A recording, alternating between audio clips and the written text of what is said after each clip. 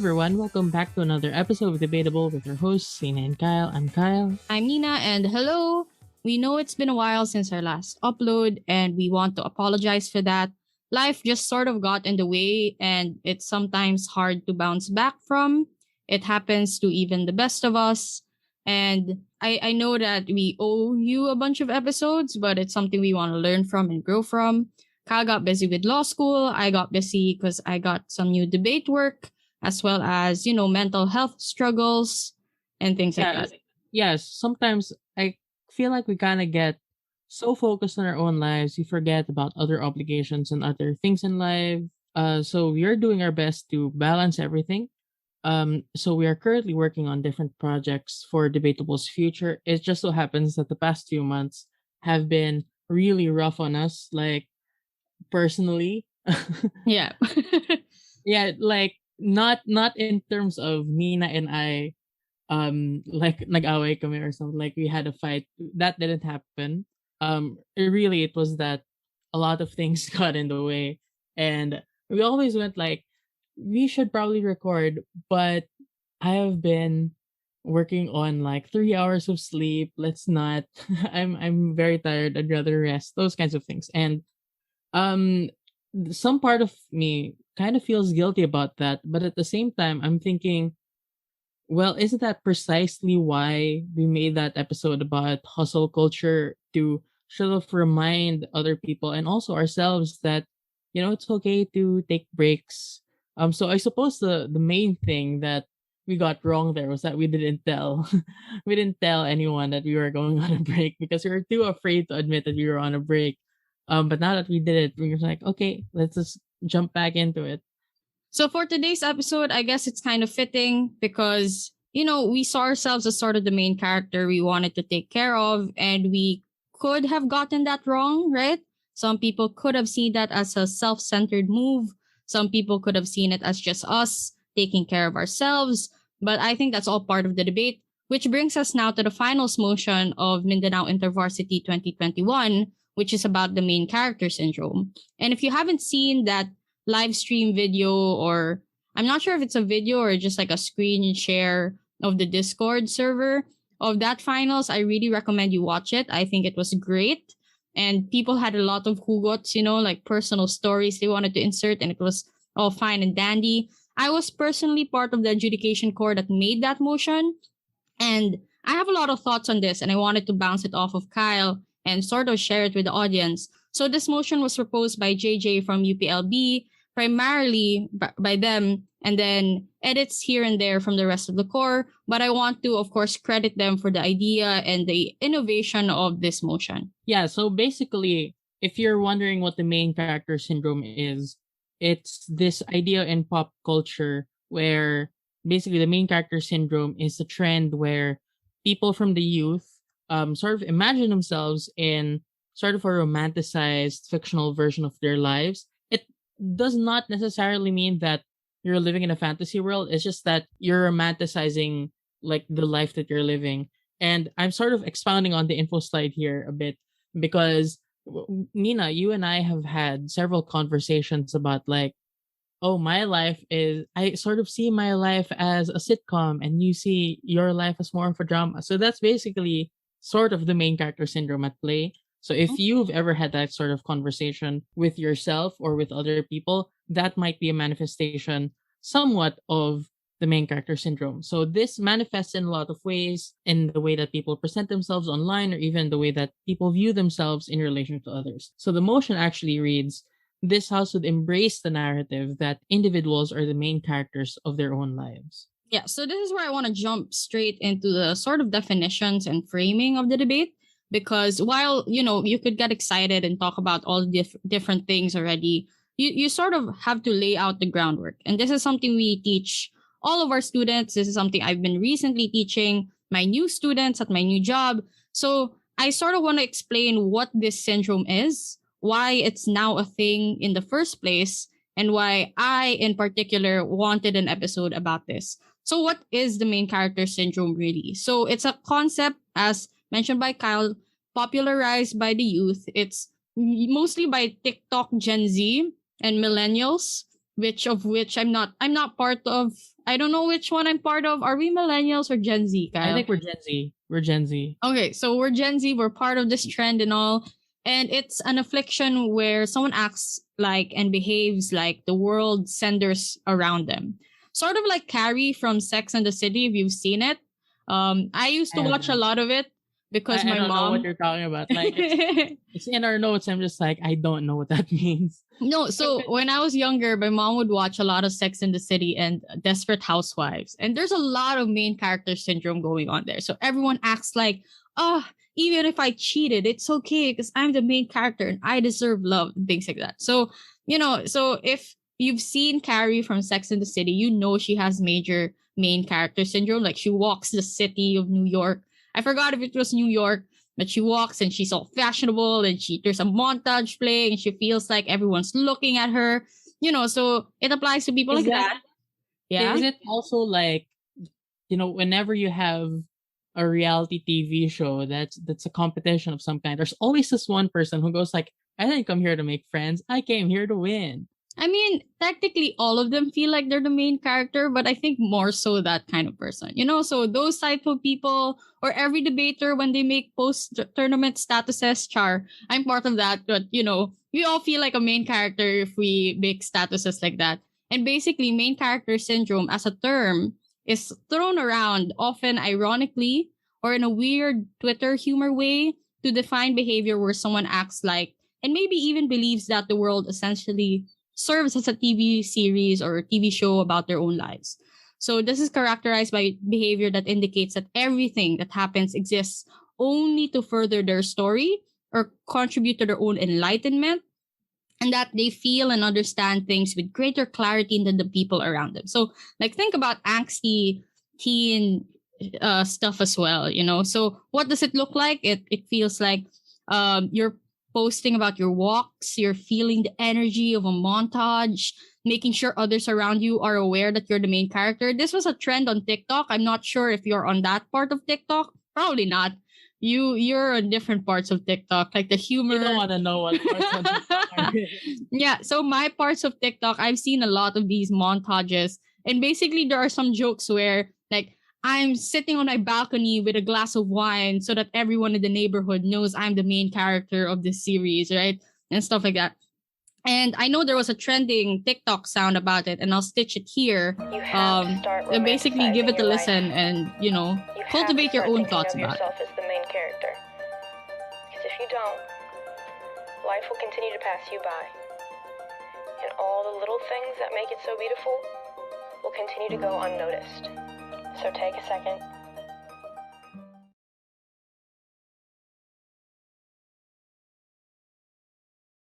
Yeah, so it's apparently like a very big thing. I didn't know it was something in TikTok.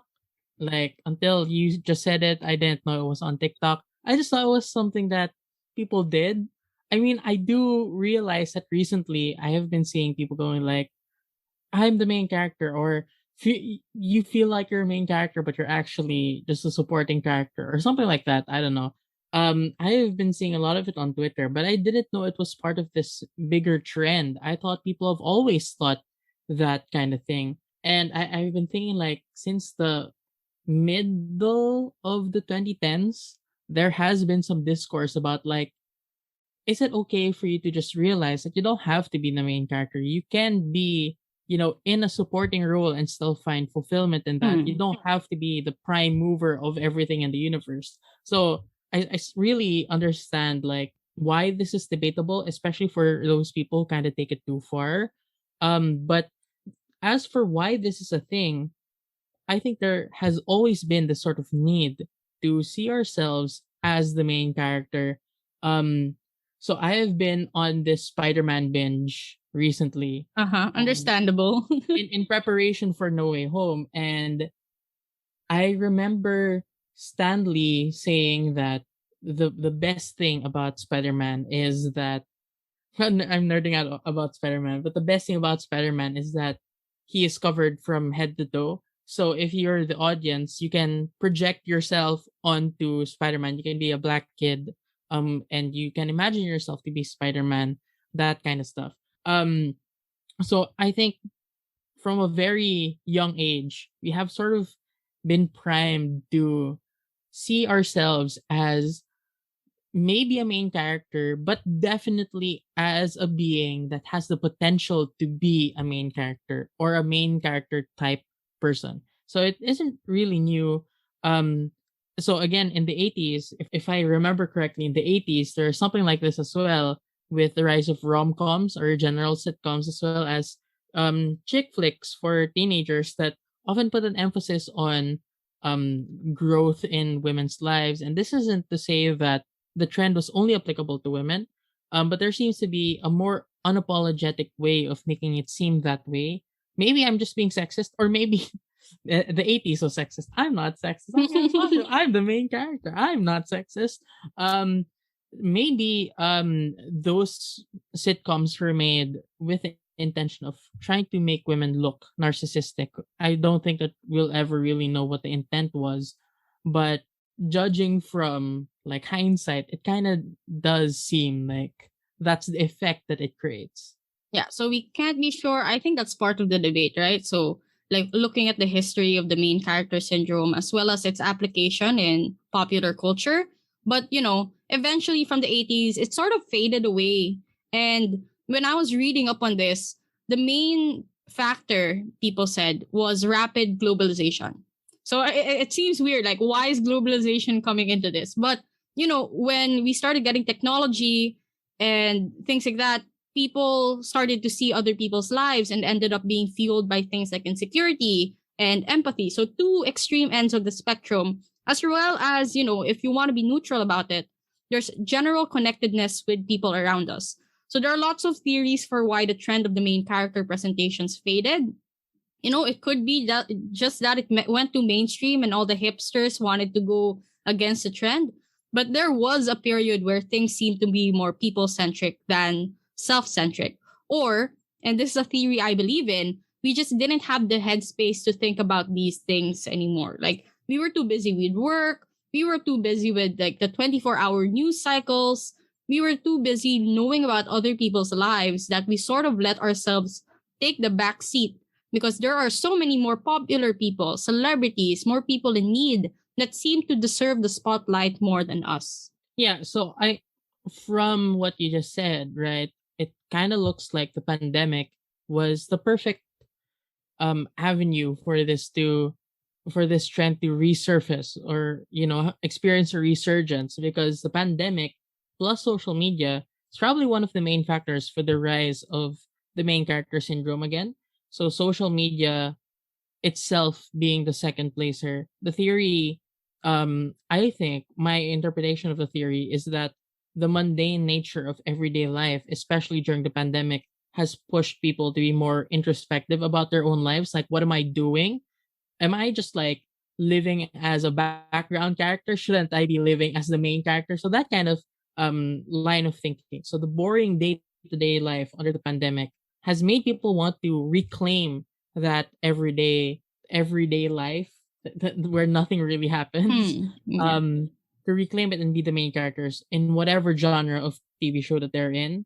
So Nina, again, you have said before that you are in a dystopian mental health drama, and I have said before that I really do feel like I'm living in a sitcom, but that might not be because I see myself as a main character. Like, major disclaimer, like when I say that, I mean that I sort of find things generally funny, and I'm not even my favorite character in the sitcom of my life. My What? favorite character is my brother Oh. because he is so funny because he does not like me. He does not. He's funny in the sense that like he doesn't want anyone to see him be vulnerable or emotional, and it's just like in the morning, like, could you please pass the ketchup? And I'll be like, please ketchup. It's just like, but anyway, yeah. So people are trying to reclaim the mundaneness of their everyday lives. And on the other hand, if you look at social media, it also pressures people to do things because everyone else is doing it. So why is it that other people are glowing up and I'm not glowing up? Why are these people going to the gym? I'm not going to the gym. how come they learned how to bake sourdough bread? I don't even know how to make a pancake. You know, so everyone is somehow now that girl or that person, that main character.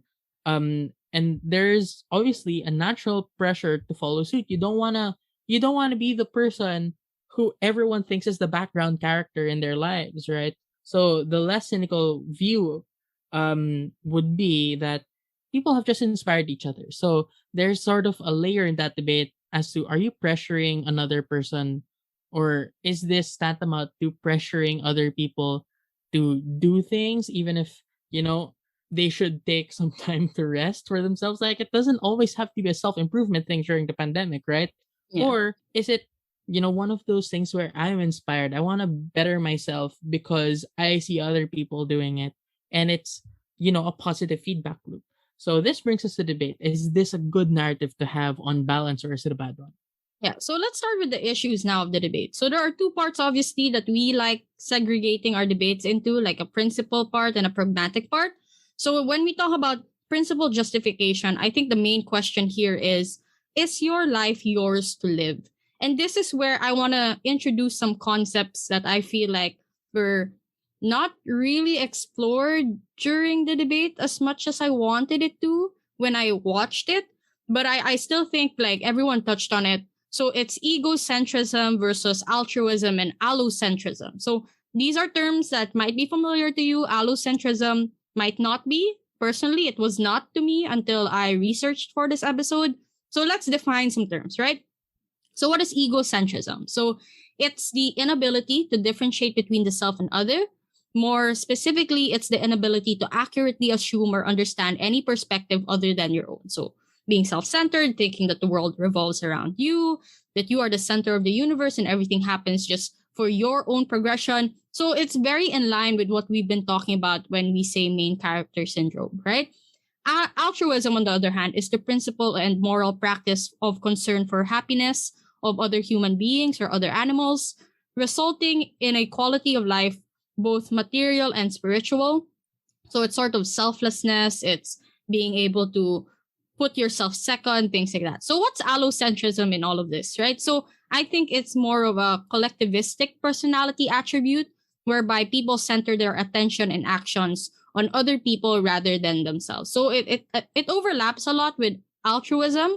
The only reason they made a differentiation was in the like 1985, but I'll explain that later. I like those delineations. I think for me personally, it's sort of confusing.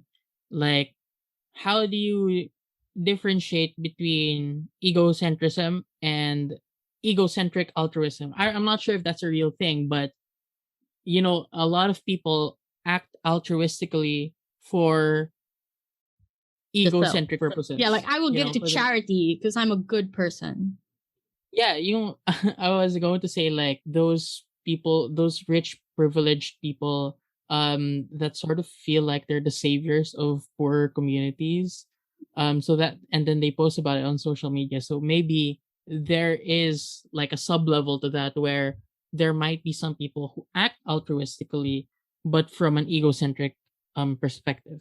Nevertheless, okay, let's talk about egocentrism, because I feel like in debates like these, you need to understand that, you are going to have to defend egocentrism.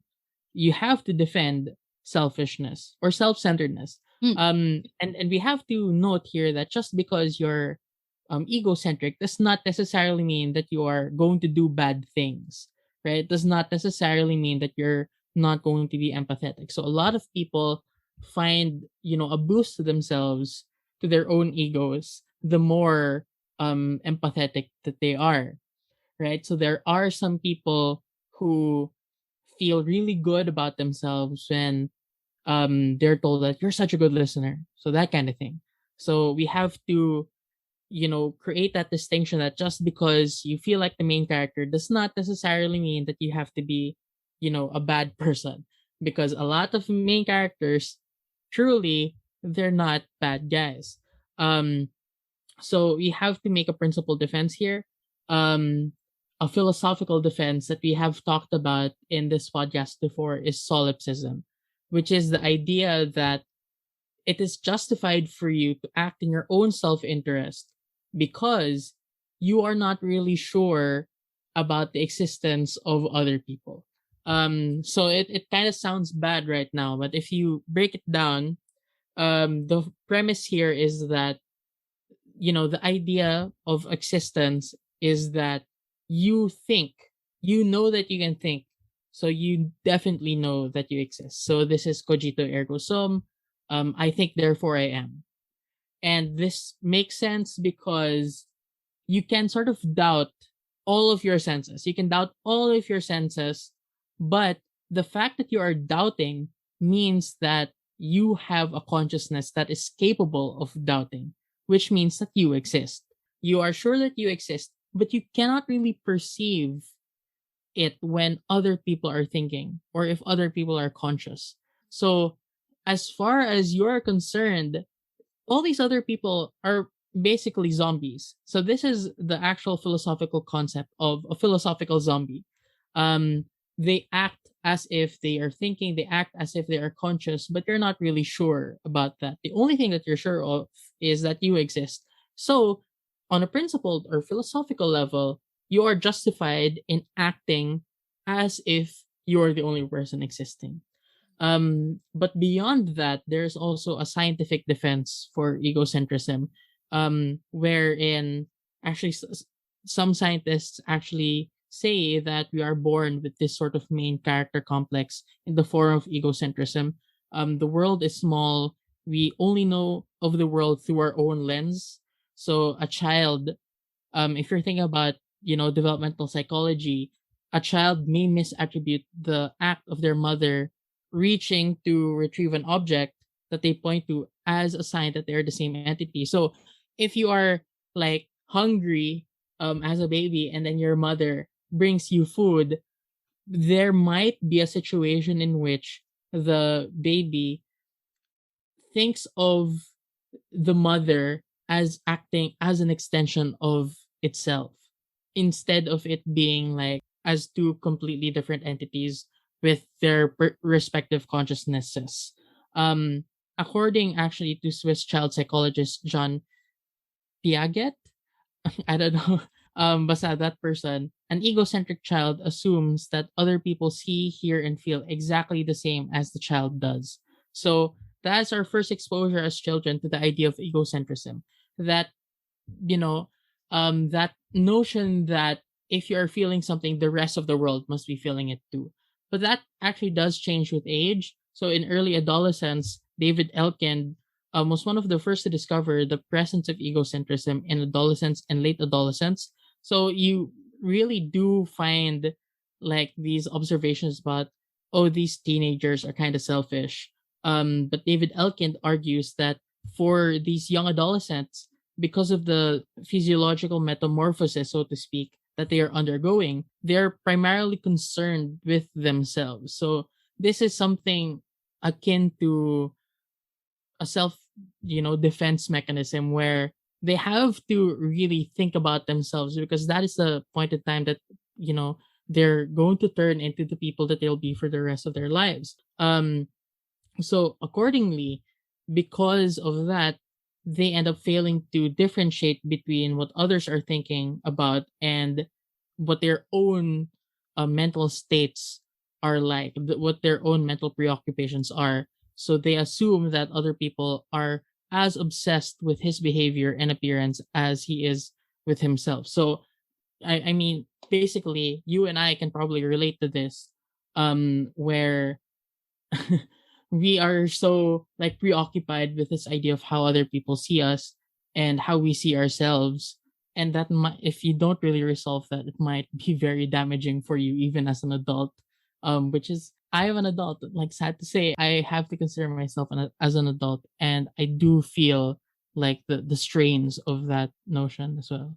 Yeah, so I don't think it stops there though. So Frankenberger tested adolescents and adults on their levels of egocentrism and self consciousness, and they found that egocentric tendencies had extended to early adulthood And these things still happen even in your middle to adult years, right? So I think that egocentrism, at least in this argument, if you're looking at it scientifically, is normal.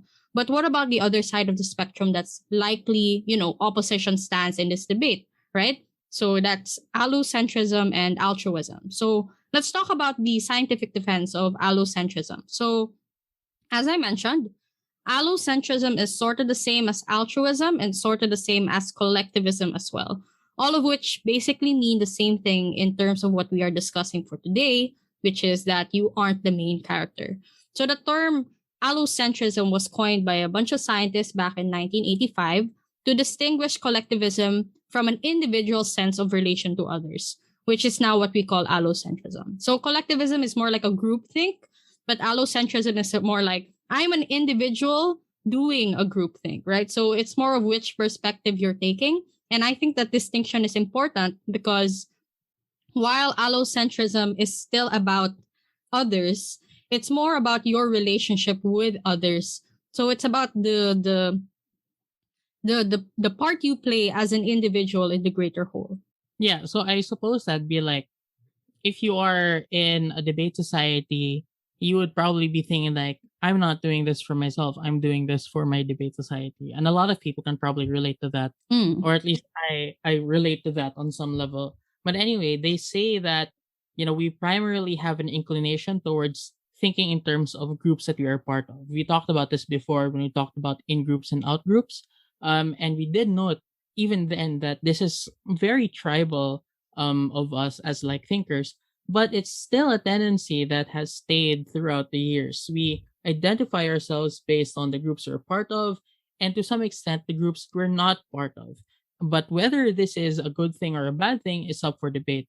But essentially, this just means that as a species, we're obviously not islands. No one can live as an island, right? We're groups of islands, archipelagos. We're archipelagi I don't that form a collective based on our associations with each other. That's basically what allocentrism is all about.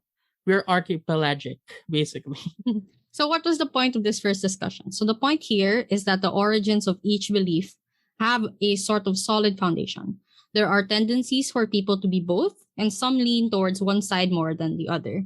People, based on how we are raised and taught, are seen to prefer altruism and collectivism more, but is there really a merit to it, or should we start being selfish again, much like our younger baby selves, right? So I guess this is where we start looking now at the pragmatic arguments. Yeah, so there's obviously a pragmatic implication for this narrative. There's obviously a lot of things to say here. So let's have like a back and forth between pros and cons to get a better picture as we move along these discussions. I think the most obvious thing is, how does it harm or benefit the way that we view ourselves? Yeah, this is where I kind of want to rant a little bit because I've been on that side of TikTok.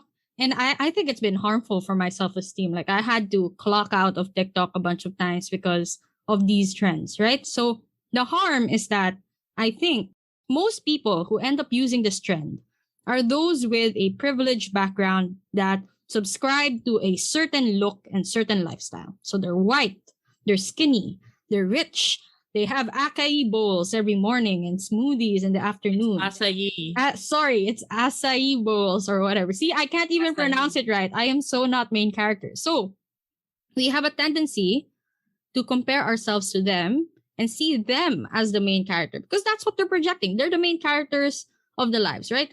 I didn't know it was supposed to apply to everyone. I thought that, if there are main characters, obviously, that means you have to be main character material. And yeah, you might say, you're a different kind of main character for a different thing. But the thing is, if everyone's a main character, then no one will be, right? So very syndrome of me if you've seen Incredibles. But, if everyone is a main character, how can anyone be? So that's the case, right? So there's an implicit hierarchy created by this trend and a sense of otherization happens. So I am Morena. I'm paler than most Morenas, but I'm still Morena. I am from a developing country. I cannot afford acai bowls or whatever acai is.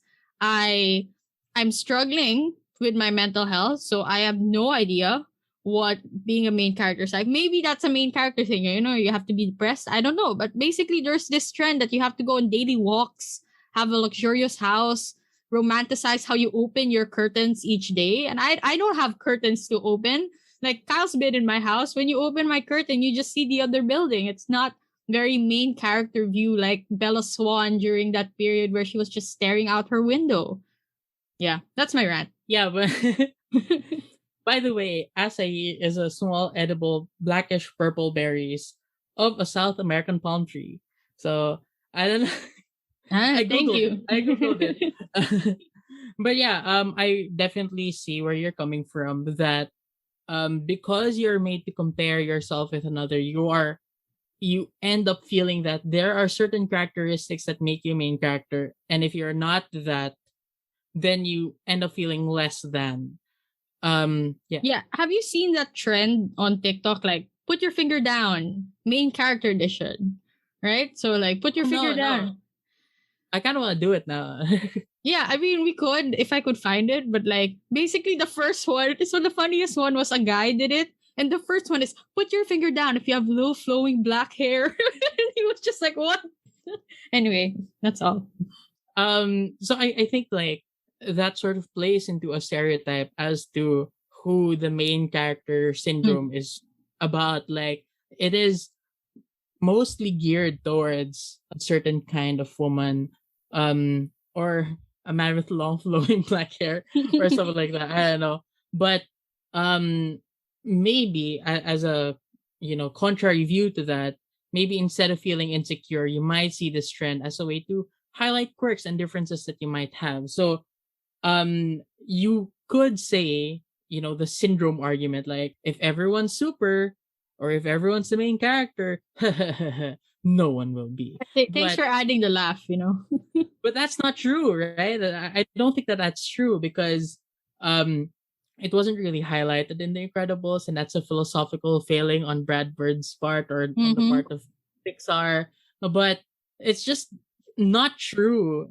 like that no one can be the main character if everyone is the main character, because like you have guest appearances in other TV shows, but it doesn't necessarily mean that you're not the main character in your own TV show. Like it's like saying that in the MCU, no one can be a main character in the MCU, even if you have your own solo movie, just because you're in a crossover movie, right? So I don't really think that that's like the correct argument. I don't know. It's the correct argument, but I don't find myself convinced that it's true. But actually, I do think that you can highlight your quirks and differences. So you can say that, there are lots of movies where the main character opens the curtain and it's just like a piss poor view outside. But that does not invalidate your main character status. In fact, like if it is a rags to riches kind of movie, that is where you start at. So you can feel like you're the main character in your own story. You can also differentiate yourself in terms of like your mental state. Like if you like Nina, you were saying earlier that it is a mental health related drama. You can differentiate yourself in terms of the way you look, or how you act, your demeanor. So just because you do not conform to those things, you can still consider yourself to be a main character. But even if you do have this comparison, you can still say that comparison does have its benefits if you want to see yourself in a positive light despite your differences, or in a positive light because of your differences. So most people who subscribe to this trend would see themselves as feeling more empowered because of this main character syndrome. And why should we invalidate that, right? If you are given a platform to see your life in a new, energetic, loving light, then it shouldn't be a problem. So obviously, there might be situations where you have a main character, and as a result, they just become incredibly toxic.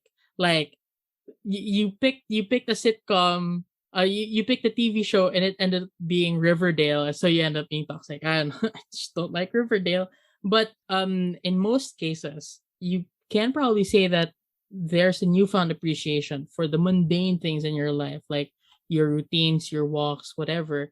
And if you are in a pandemic, or if you're, socially isolated, that might be something that you need to hold on to in order to, create meaning within your life. I was about to correct you and be like, we're all in a pandemic. And then I realized other countries have already moved on and it's just us that's in this situation, and I got sad. Anyway, And yeah, so that's one part of the debate, right? And another part would probably be the limitation and prescription part versus the growth and individualism part. So there are some harms here as well that I'd like to highlight. So there is something called the copycat syndrome. I think we've discussed this before in an episode about mass shootings, right? But I think it applies here to a less severe degree. So you might lose your individualism if you subscribe to what popular media or influencers are telling you in terms of what being the main character is like. And this is dangerous in a way that it strips people of individualism and makes them want to strive for a way of living that is completely different from theirs or their comfort zone capacities. Like, oh, every main character now lives in the forest or something, but I prefer living in a city, but I'm not gonna be a main character unless I move, right? So there might be some individuals that see it that way. Like, oh, I need to live and do yoga every day, which I'm trying to do, by the way, but it isn't because of main character syndrome. But like there is that pressure to post about it. There is that pressure to like have the correct gear, look a certain way. So we may not also be sure what a main character is technically, right? Because as you mentioned, there's so many different factors and genres in life movies. So if it's a drama, it's probably not healthy to put yourself in the middle of situations always. But because you see yourself as the center of attention in drama, you might actively place yourself in situations that stress you out because you see it as just another character arc or another chapter for you to overcome.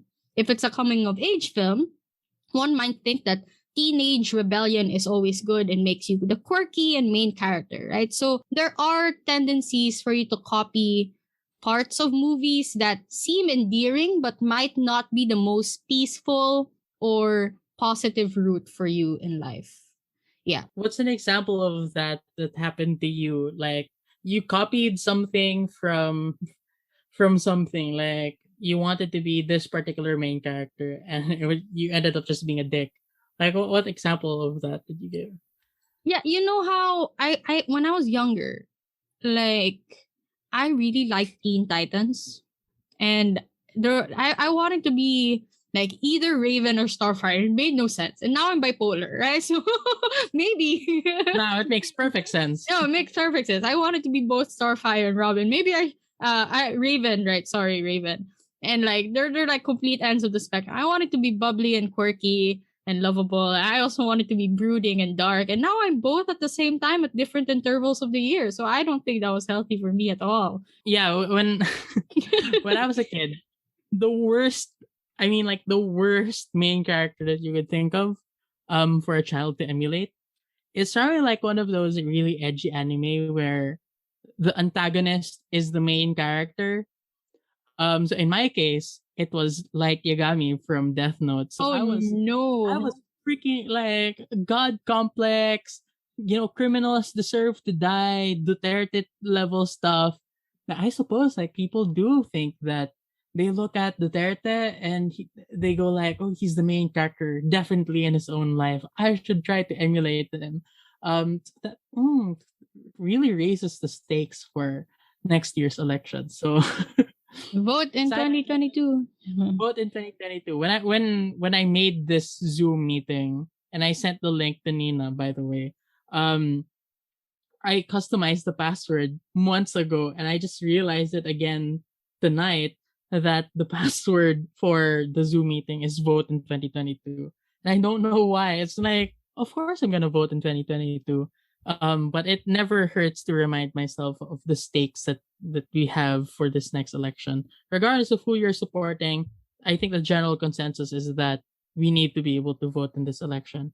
So yeah, Anyway. and sometimes it's very dangerous.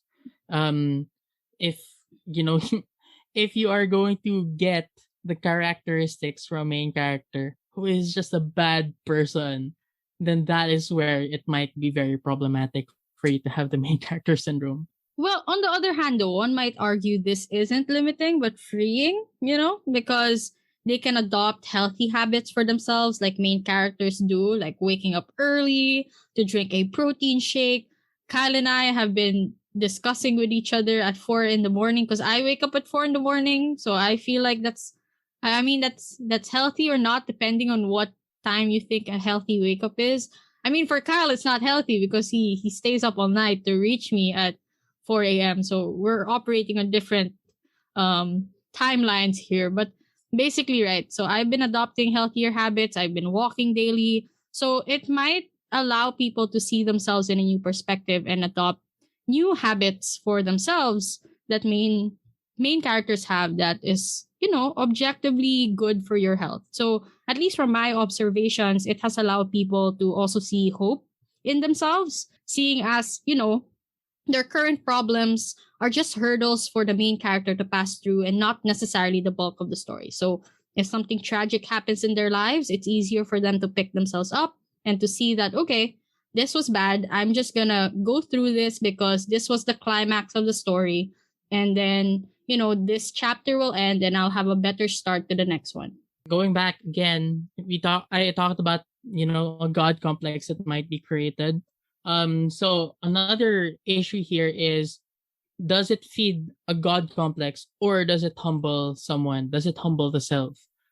So as for the harms, I already talked about that. The extreme versions of those harms, which is like you idolize like Yagami or BoJack Horseman or something like incredibly toxic, and you're like, I'm the main character, I'm an alcoholic, stuff like that. I never take responsibility for my actions. And I feel bad about it, but I don't do anything to change my situation in life. Maybe that is what you get. And that's one of the more extreme examples. Like you idolize Joker, you idolize these really Oh bad no. people. Like those are extreme examples you might think, but it's more common actually than what is implied in the debate land, But at the same time, you can find, I suppose, a more general way to argue this. Like, it doesn't have to be that extreme. The main thing that you could have for all these cases is, fueling a sense of narcissism.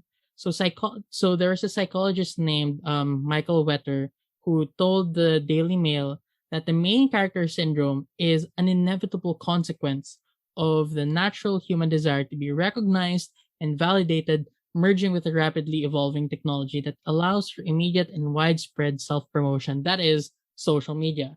So there are two parts of this again. So there's this natural desire to be validated, to be seen.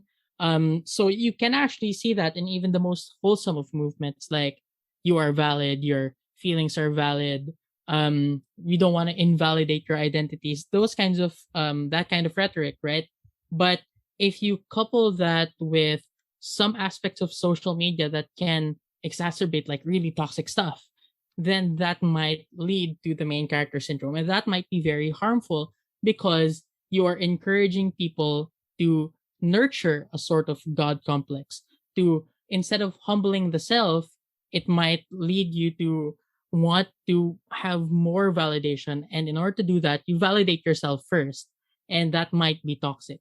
But on the other hand, I think you can also kind of say that you are ending up humbling yourself because, as you said, you end up really comparing yourself to another person. If you compare yourself to another person, that is really humbling because you're seeing other people in the context of their own lives. So I don't think that this is something that we really touched upon because there is a term in German. I don't know. I don't remember what that term is, but it's the realization that you get when you realize that everyone that you meet has incredibly full lives that they're leading on their own that has nothing to do with you.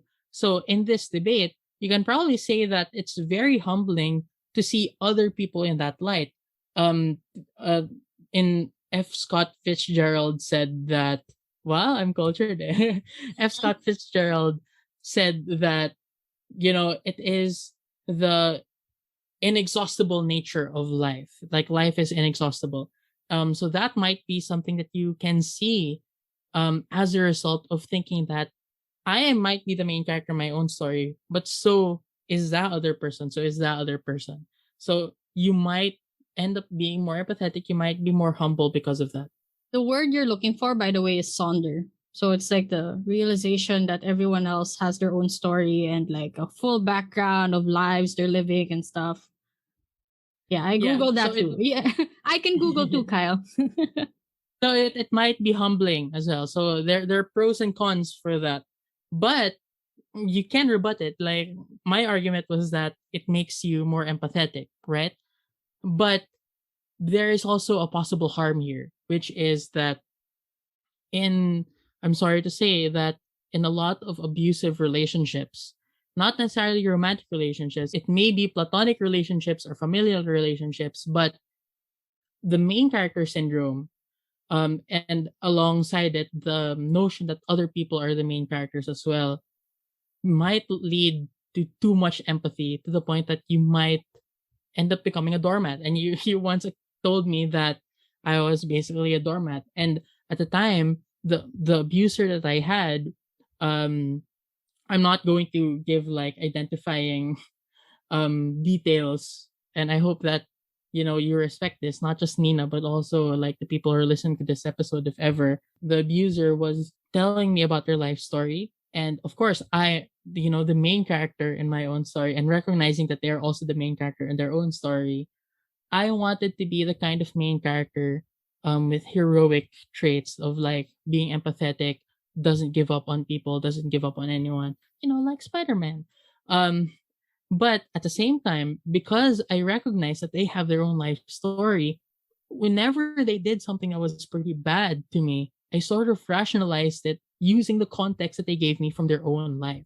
So I was like, oh, because they went through so and so, such and such, it's justifiable for them to act, or understandable for them to act in a certain way.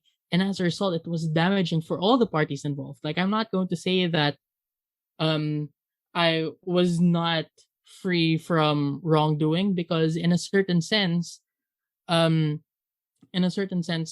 I could have been more diligent. I could have, you know, understood that I might be being taken advantage of, but that's them's the breaks, right? And the thing with abuse is it has this way of using the characteristics that you most are proud of in yourself.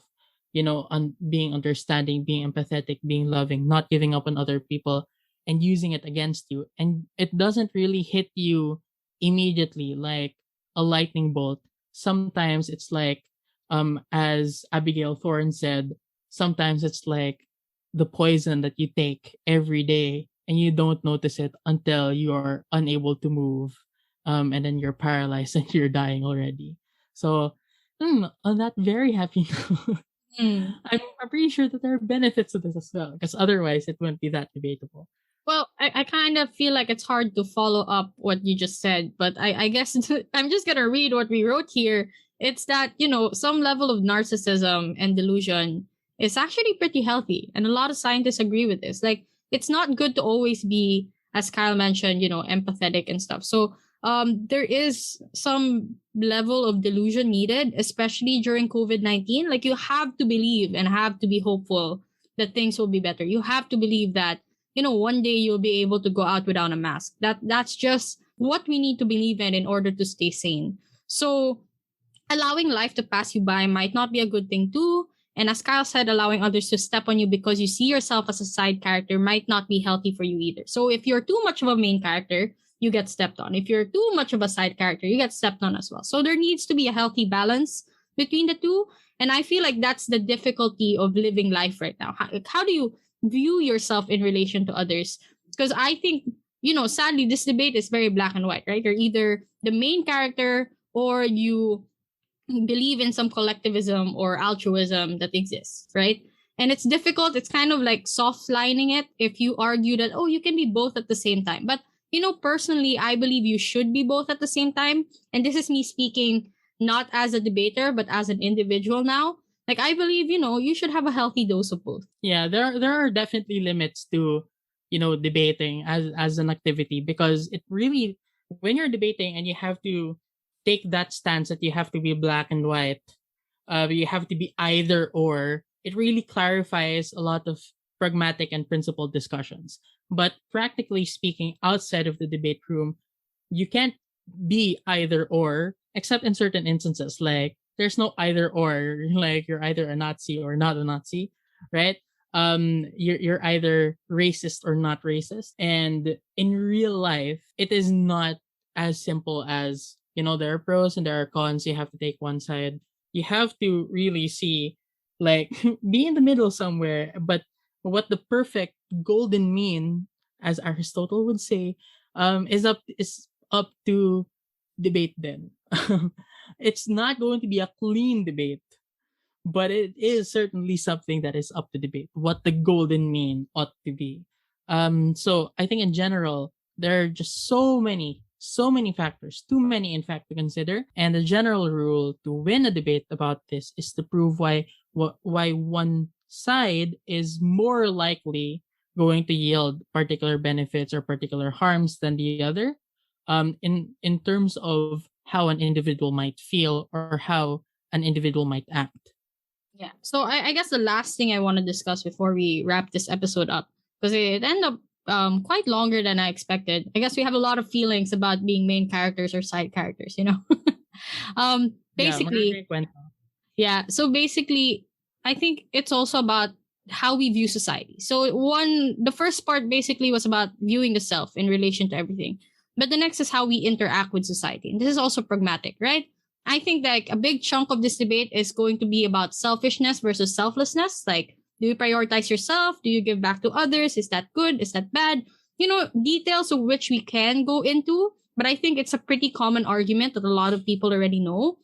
So apathy versus empathy here, I think, is the biggest like chunk of the clash. So for example, in terms of economic issues, do we prioritize our own self-growth in a capitalist world, or should we always give back to others, right?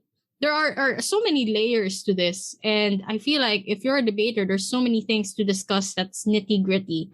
Kyle and I just spent a lot of time on the principle because that's honestly what we enjoy.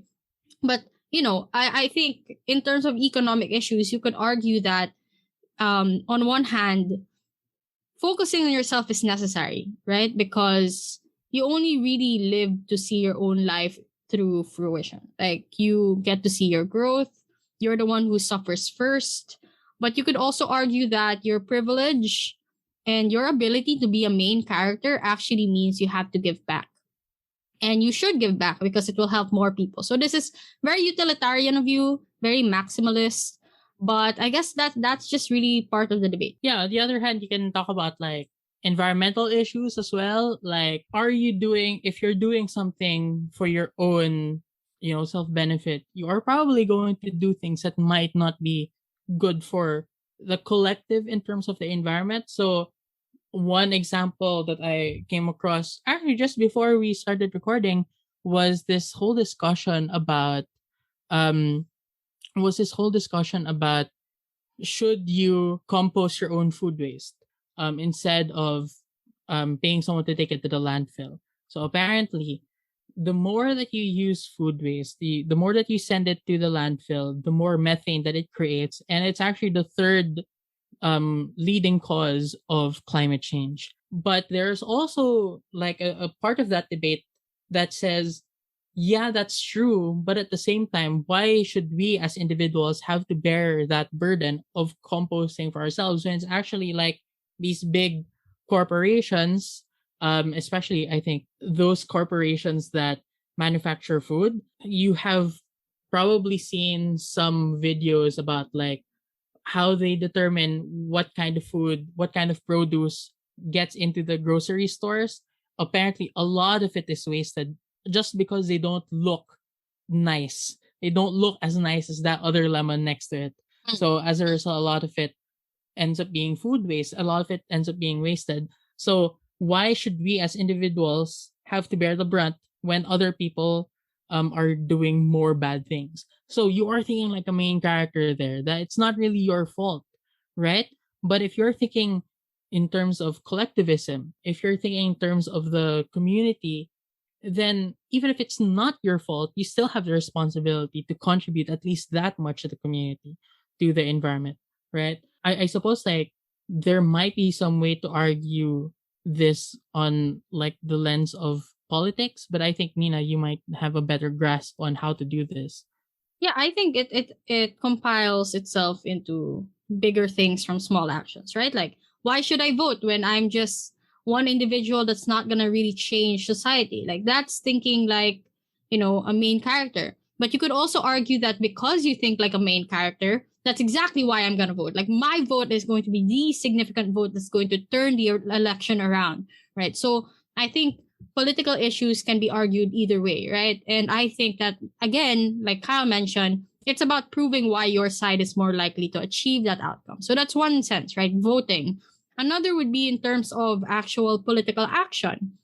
Like, should you be an activist and go out in the street and protest something? The main character in you might say, yes, of course, I want to be seen. I want to project. I want to display that I advocate for good causes, but that might not be for good reason. That might not be a good reason at all, right? You're just projecting your what do you call that term? There's a term for it, right, Kyle? When you're just projecting your political beliefs for the sake of saying you're better than others. Oh, virtue signaling, right? Yeah. That's what woke people, all they know how to do is virtue signal like that. Yeah, so you could argue that virtue signaling is something main characters do, but you could argue that you genuinely believe in it, right? So that could be the case. There's also in terms of political issues that like concern so many other people, like Black Lives Matter. Oh my god, I want to rant about this a little bit. I don't know if it fits, but I'll rant about it. Have you you don't have an Instagram? Man, you're not in the same spaces as I am, Kyle. It's hard to talk to you about some things. No, you can try. You can try. No, I think you've seen it on Twitter. Do you know the whole share if you believe rape is bad? I can see who skips. Oh yeah, I did see some discourse about it on Twitter, but I was like, yeah, this is obviously problematic. I don't really know the details, but considering how one-sided the debate is, I didn't feel the need to inquire more into the details because I just expected it would just pass like really, really quickly because it wasn't really debatable. Yeah, you'd be surprised how many times it showed up in my feed though. Like, I have friends from high school and even college that have shared the post and are really serious about, I'm gonna check if you're not good enough. Like, oh, I'm better than you because I believe rape is bad. And I think it's hilarious, but also sad that people have to go to that extent. And I still feel like that's part of either the pressure that comes with trying to be a main character or, being part of a collective. So again, you could argue it either way, right? So collectivism has gone too far or individualism has gone too far that you feel the need to post something like that. But I feel like there's also cultural issues here.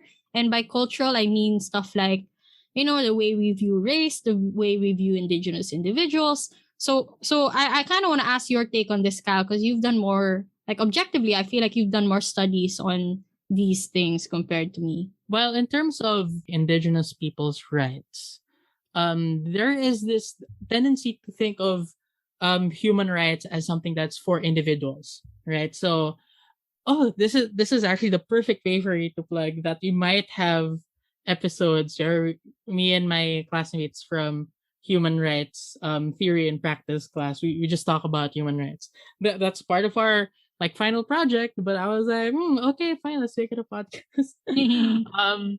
Yeah, so we have this notion that human rights are exclusive for individuals.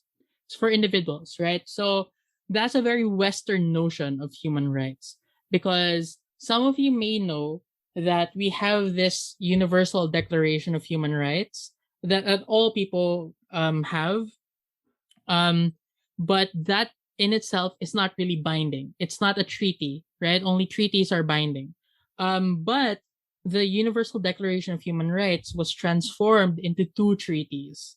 The first treaty is the International Covenant on Civil and Political Rights. That is the kind of right that you're thinking about when you're looking at the individualistic sense of the right, the Western idea of what it means to have rights, like freedom of speech, freedom of religion, um, life, something like that. Um, but on the other hand, there was a huge debate about this, um, especially from more socialist leaning countries in Asia at the time. You have economic, social, and cultural rights, which are not geared towards an individual specifically, but a lot of them are geared towards communities. So it's not really like, individual freedoms, um, or quote unquote negative rights, the freedom from government intervention, but it's also like the ability to have empowerment. But there's also a third generation of rights, which are called collective rights. And so, for example, the right to the protection of your particular culture as a whole, not your individual cultural practices, but like the culture as a whole. That is a collective right that is a new kind of right is now recently being recognized by the international community. So in terms of cultural issues, if you bring it back, I feel like I did a huge tangent. If you bring it back to the main character syndrome, what you can see here is that if we view things solely from an individualistic or main character perspective, we do tend to lose a lot of these bigger collective rights and struggles. And that includes race struggles, that includes class struggles. So you can see this sort of bleeds into everything else that we've talked about. Whenever you see like a really rich person going like, you just need to hustle and you will succeed. And a lot of people say that that's problematic because you're not taking into account that other people do not have the privilege to do that kind of hustle. That is you letting your main character syndrome obfuscate or prevent you from really seeing more collective issues that might prevent other people from taking the same main character choices that you have made. So that applies to indigenous peoples, that applies to race issues, that applies to economic issues, like political issues, environmental issues as well. Um, well, in short, let's study more about human rights. Let's study more about collective rights. Um, I think we've talked about a lot of things for this episode. It might have been more than an hour already. But I think that's it for this episode. Yeah, we'll see you in the next one, everyone. Bye. Thanks for listening. Bye.